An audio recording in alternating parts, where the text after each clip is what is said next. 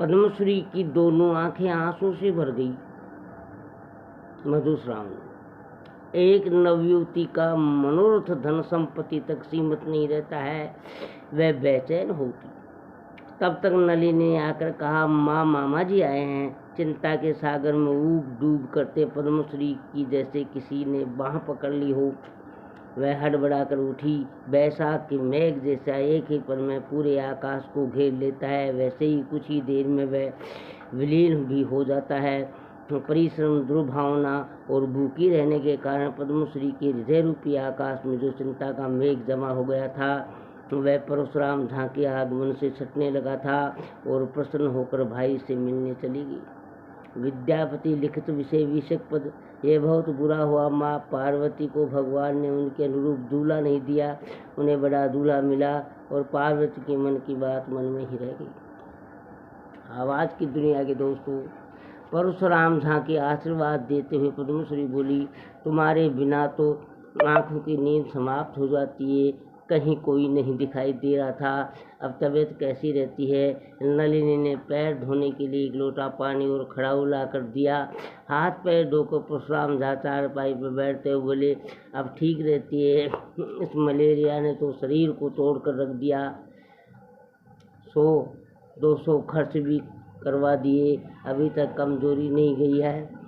पद्मश्री कातर स्वर में बोली, मेरा नसीब ही ऐसा है, नहीं तो कार्य के समय में कहीं तुम इस तरह बीमार पड़ जाते। परशुराम जहाँ बहन को सांत्वना देते हुए बोले, अब सुस्त हो गया हूँ, काम थोड़े रुकने देंगे। भाई की बीमार दे पद्मश्री आंखें भराई। वहाँ से पहुँचते हुई माया का कुशल समाचार पूछने लगी।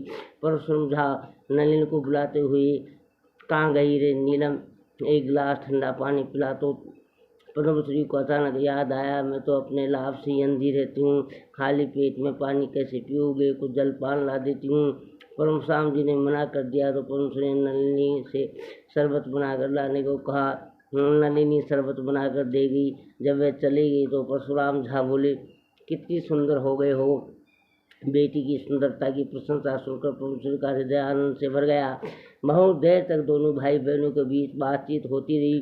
अंत में परशुराम बोले, नहीं बहन, आपका भले ही मन हो, लेकिन मैं ऐसा हरगिज नहीं करने को कहूँगा। कहावत हुई, कोमल कली का घुन खाया डंठल। क्या मैं भैरव झा को नहीं जानता? जरूर उसे 150 मिलने वाला होगा। पद्मश्री दीर्घ निश्वास के साथ बोली, मेरा मन कैसे मानेगा, तब करूँ ही क्या। दूसरी सुनती हूँ कि बहुत बड़ा धनी है। परशुराम झा तो भैरव बाबू अपनी भतीजी की शादी क्यों नहीं उससे करवा देते हैं। उनकी भतीजी का भी तो 15वां-16वां वर्ष होगा ही। पद्मश्री, हाँ, उससे कम क्या होगी।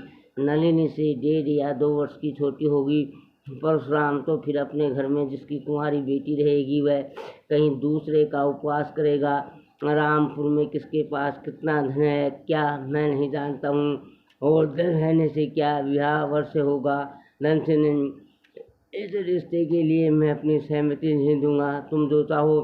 पद्मश्री गंभीर होती हुई बोली, मेरा अपना मन कैसे हो सकता है। जब तुम लोग वर ढूंढने के लिए तैयार हो तो मैं अपने मन से थोड़े कुछ करूँगी।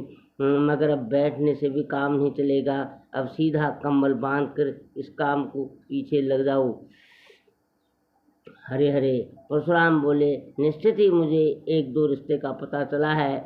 एक चंदनपुर गांव में भी रिश्ता है। मैं कल ही वहाँ जाऊँगा, चाहे जितने रुपए खर्च हो, मगर मैं अपनी भांजी का रिश्ता अच्छी जगह करूँगा। वर नहीं मिलेगा तो भले ही कुंवारी रह जाए, लेकिन मैं किसी दुहाजू के हाथ में अपनी भांजी का हाथ नहीं दूंगा। पद्मश्री हंसी रोक नहीं पाई, बोली, अब कितने दिन और कुंवारी रहेगी। देखती हूँ कि बिना कसूर के ही सीतादाई ने पूरे गांव में शोर मचा दिया है। परशुराम बोले, जो जैसी रहती है वैसी पूरी दुनिया को समझती है, इसके लिए क्या करोगी। अचानक पद्मश्री को कुछ याद आया। पूछ बेटी, कितने रुपये लगेंगे।